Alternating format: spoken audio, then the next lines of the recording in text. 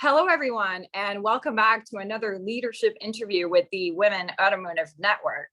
I'm Caroline Trudeau. I'm your host today. I'm an advisor to the network, and I'm proud and pleased to be joined by Elizabeth Dirgins from the Volkswagen Group. Hi, Elizabeth. Welcome. Hey there. How are you? Doing well. Thank you. Yes. Well, thank you. Thank you for joining us. I know we've been talking about getting together and putting our voice out from the DMV, the District of Columbia, Maryland, and Virginia, the home of the Volkswagen Group North American headquarters. Thanks for joining me from the neighborhood. Absolutely, absolutely. You don't think of automotive when you think DMV, that's for sure. But here we are. I know not many of us here are gals in automotive in the area, but we're just really pleased and honored to have you join us today for a leadership chat. So let's talk about you. Tell me a little bit more about what our audience needs to know about Elizabeth Dirgins, the Chief Digital Officer, the CRM leader for Volkswagen Credit. How did you get to navigate this career to this position here with Volkswagen, where you've been for 5 years, right? Yeah, just coming up on 5 years, which is hard to believe. I'm like a little bit like an animal with no sense of time, that's for sure. But yes, I've been here, I guess, like you said, just under 5 years.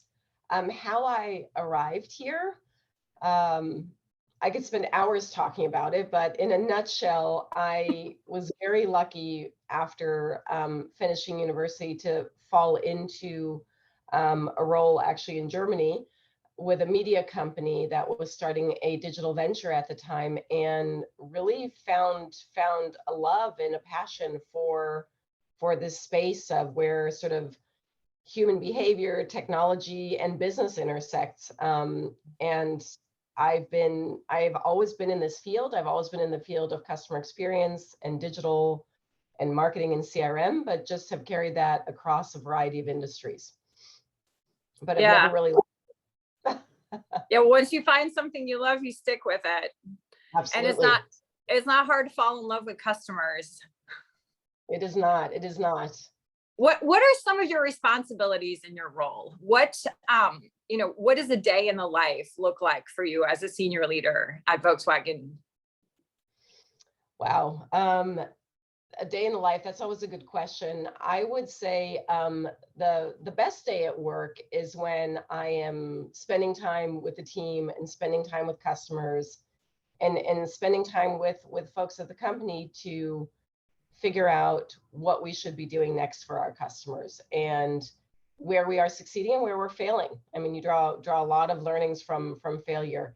Those are the best days, when I'm sitting hopefully in person, but also on Zoom calls or Teams calls, and really digging into data, digging into insights. And frankly, it's often quite humbling, because you come in and you think you know what is going to happen, and then it doesn't happen that way. But those are really the best days, and when we're problem solving. And that is where I am lucky enough to spend a lot of my day, in consumer problem solving, in figuring out how to tell the story, because not everyone can identify with sort of how to approach customers and how to approach customer needs. It's not a want, it's a sort of an ability to do so. And I think, sort of spending time articulating, explaining, showing data, showing patterns is what I spend a lot of time doing. Yeah. Explaining human behaviors in business, essentially, right? Yeah. Exactly. It's fascinating to me that, even after a good global pandemic that somehow, brought all boards on board with digital, like, oh, we have to be digital now, right? There was sort of this big awakening, that it is still necessary to really use data to tell that story about how consumers are responding to products in the market. It's just never going to get old. The study of it's fascinating, because I'm already in a place where, to me, customer experience is synonymous with digital, right? But I think sort of respect to organizations, respect to individuals, not everyone is there, right? And that's okay. But I think sort of being able to bring people along and articulate, and to your point, showed in the data is where it comes down to, which is very exciting. Yeah.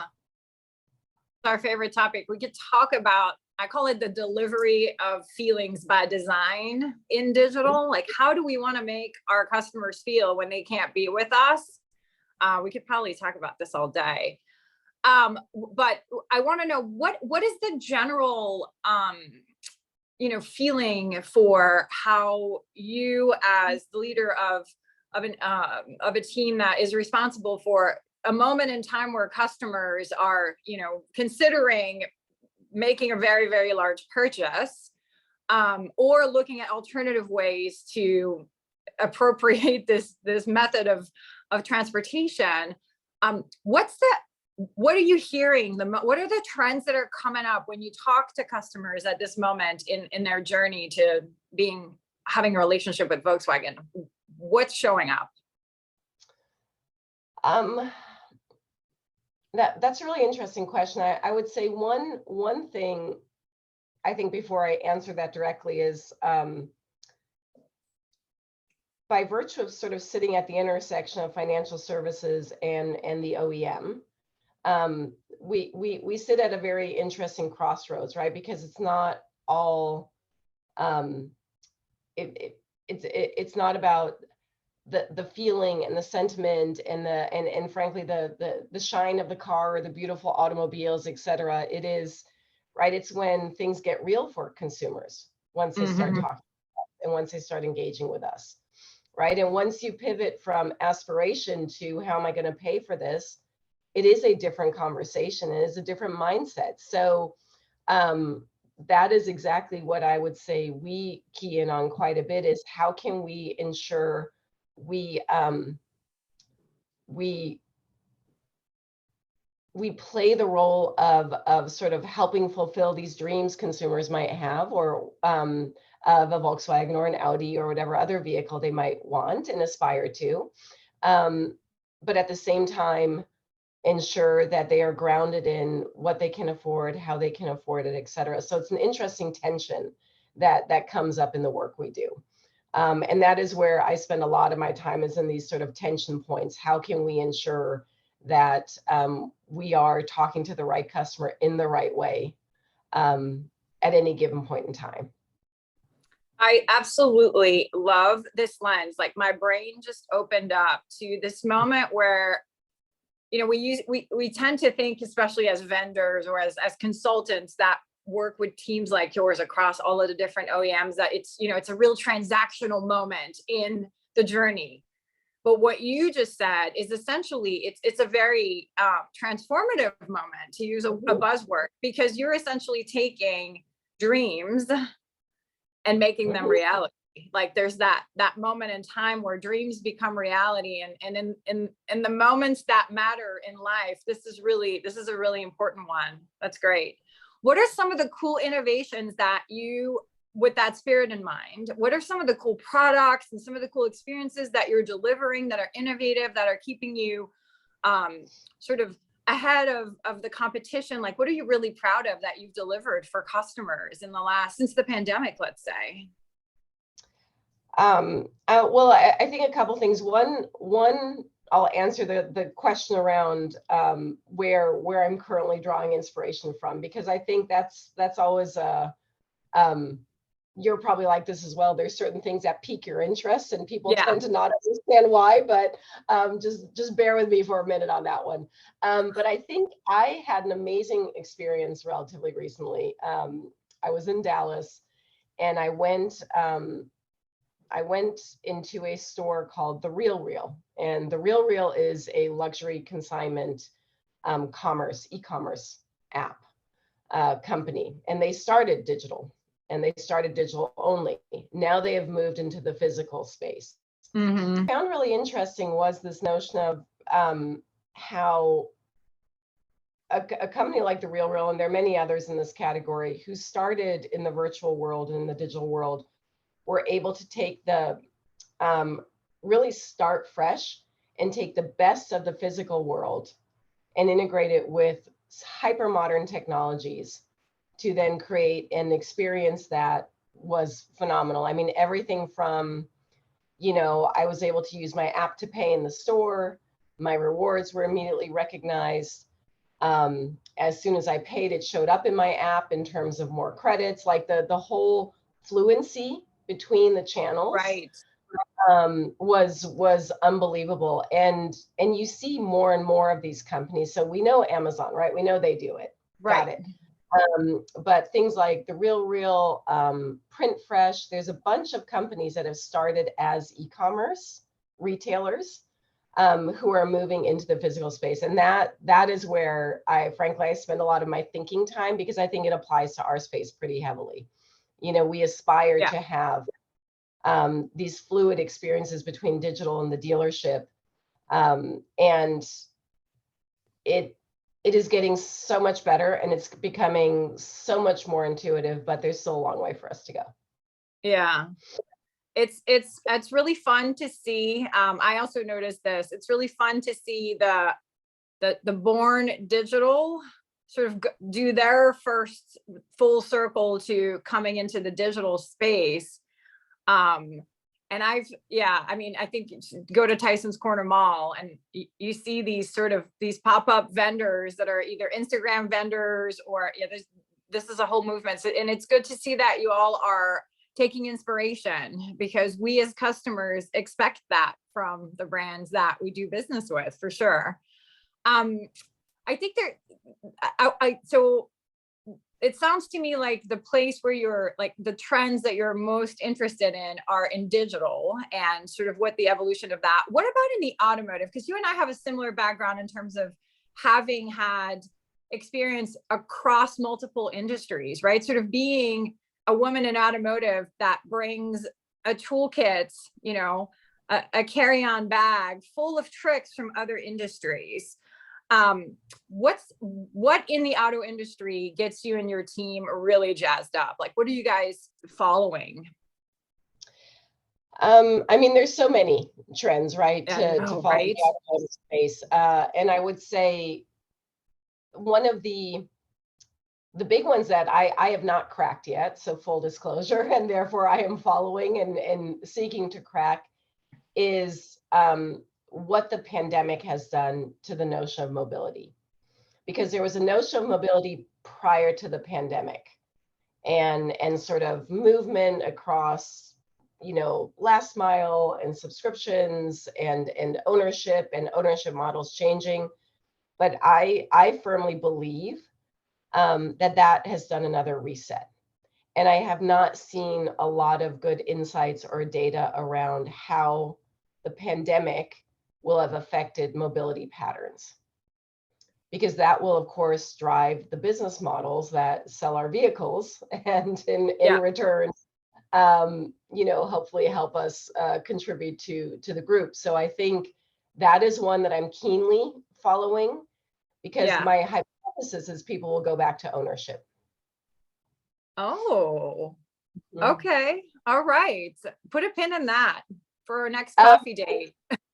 Yes, not like as maybe as black and white as I describe it, but I believe, and you see, auto registrations going up again, driver's license numbers, registrations ticking up.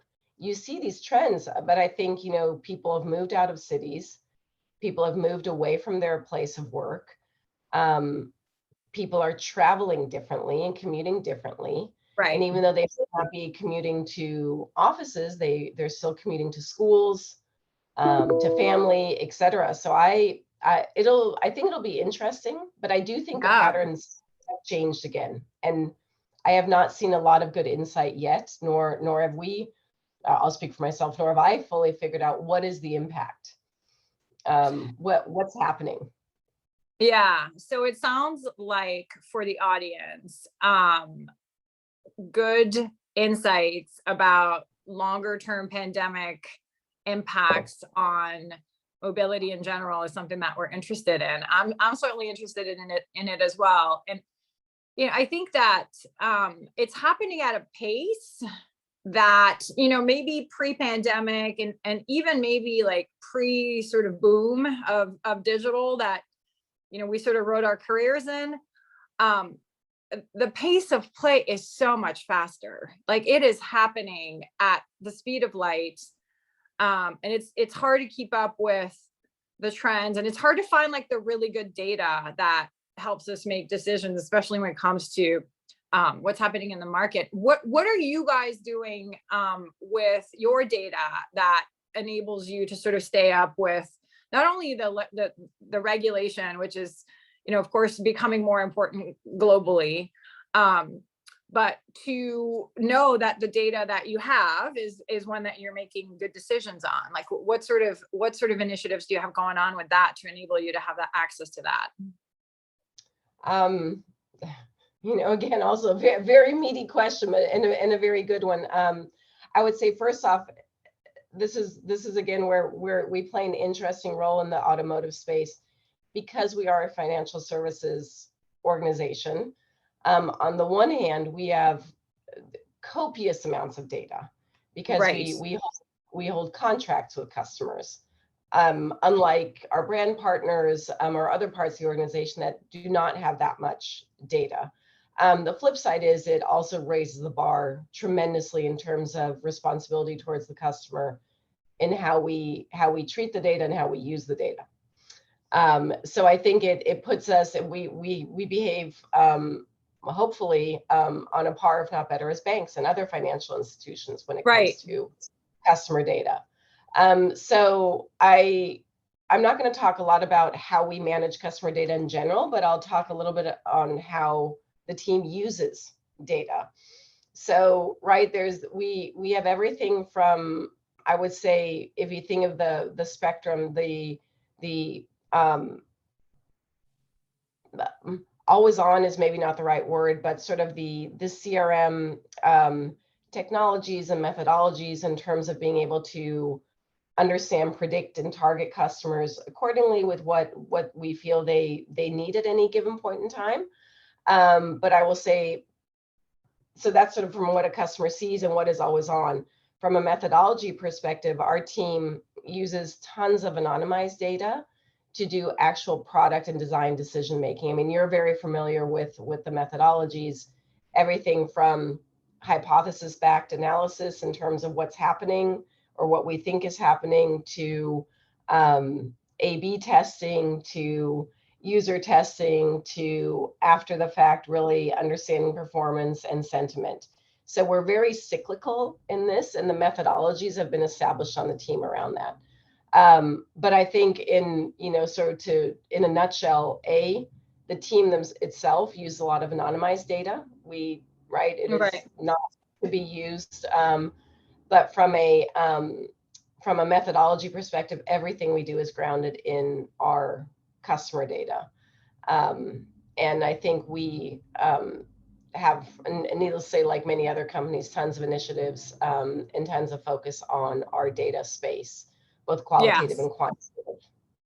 Yeah, absolutely. It's especially being a global company, the bar is a little bit higher in some other places around the world than here in the US. And I think it's great that standard is held everywhere. So we've seen, and I think this is relevant in the DMV specifically, we've seen an incredible amount of movement in sort of the employee market.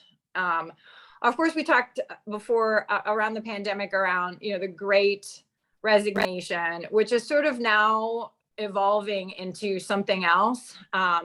Maybe the great melting pot of people coming from all over the place, really, in all the omni channels that we can use to work.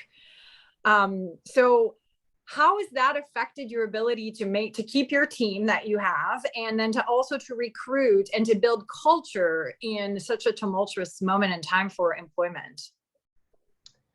Wow, that's a super meaty and heavy topic, but one that is absolutely near and dear to my heart. So I think you use the word culture, and I will say, I think in where we are and where we've frankly been for the past year or two, culture is often the tiebreaker, both from a recruiting as well as a retention perspective.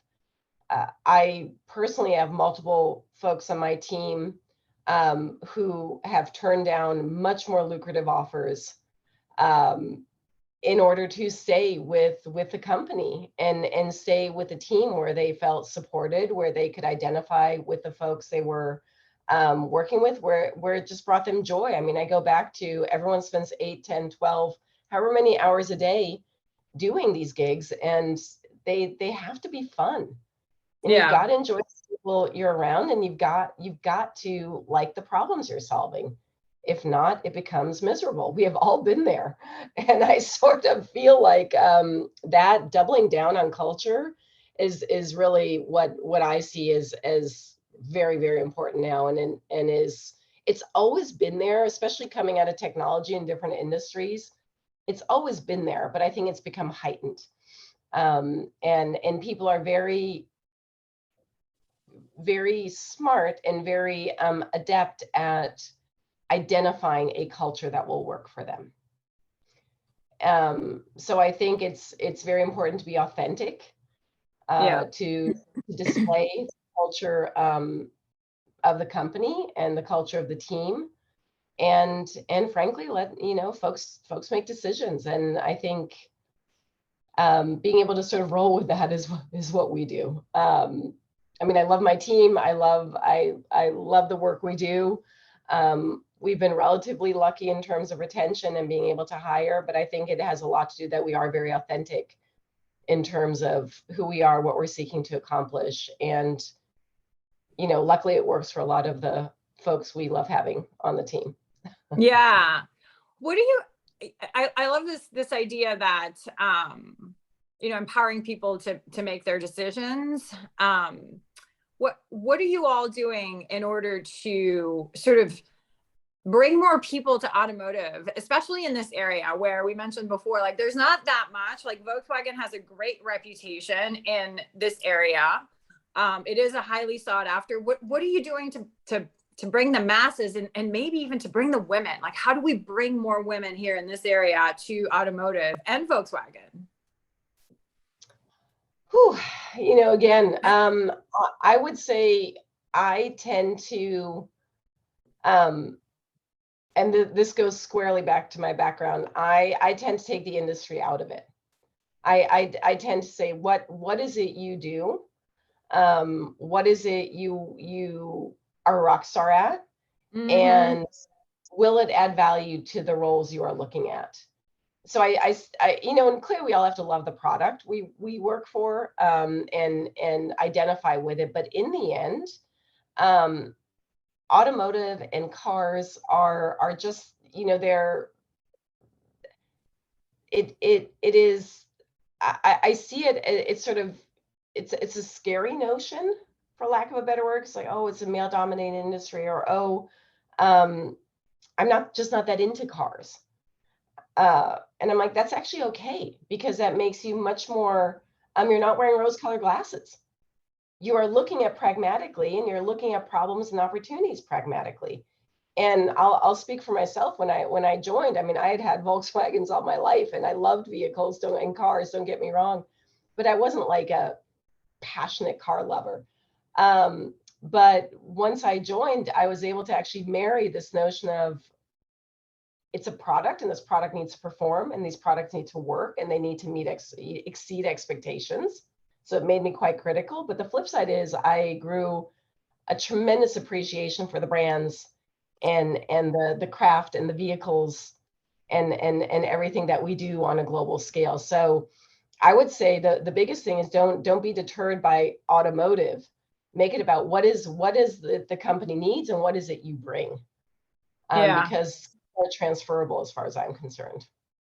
Yeah, your answer brings up one of my leadership philosophies, which is, focusing on strengths. Be the best at what you're good at. Like, just lean into that and find the love in what you're good at. And then you'll just get more and more. And whether it's in automotive, or whether it's in banking, or whether it's in technology or consulting, whatever, you're gonna find a great path. I think it's also indicative of a change in the industry, though, to keep it a little bit on automotive. I remember days where, we used to, as a 4 or 5 year newcomer to the industry, our opinion wasn't maybe as valued as someone who had been in the field for 20 years and grown up on the lot and made their way.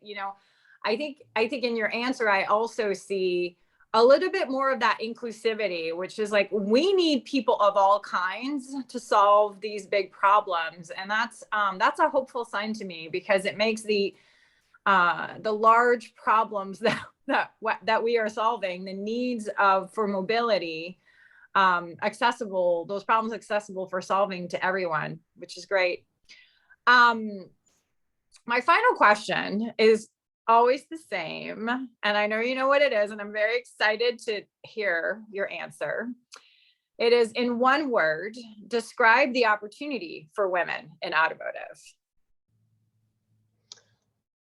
And even though I knew this was coming, it's always like this hedge for a moment, like, okay, what am I going to say? I think the one word I would use is action. Action. I like That it. is Say more. I want to hear more. That is both the opportunity and the challenge. I think if there's one thing I see in automotive, it is those folks who are action oriented and can take action in a way that, of course, works for the organizations you're in, can be tremendously successful, regardless who you are and sort of what your background is, gender, etc. Action is, I would say, the absolute superpower in the industry. Wow. I love leaving it on this note. Elizabeth Dirgins, it's a pleasure to see you this morning. Thank you so much for making the time to chat with us. I hope you'll join us at the winter meetup later in November. Please be my date. Absolutely. And thanks everyone for joining us for another interview. Until next time, it's Caroline. Be well. Bye, guys. Thank you. Ciao. Thanks.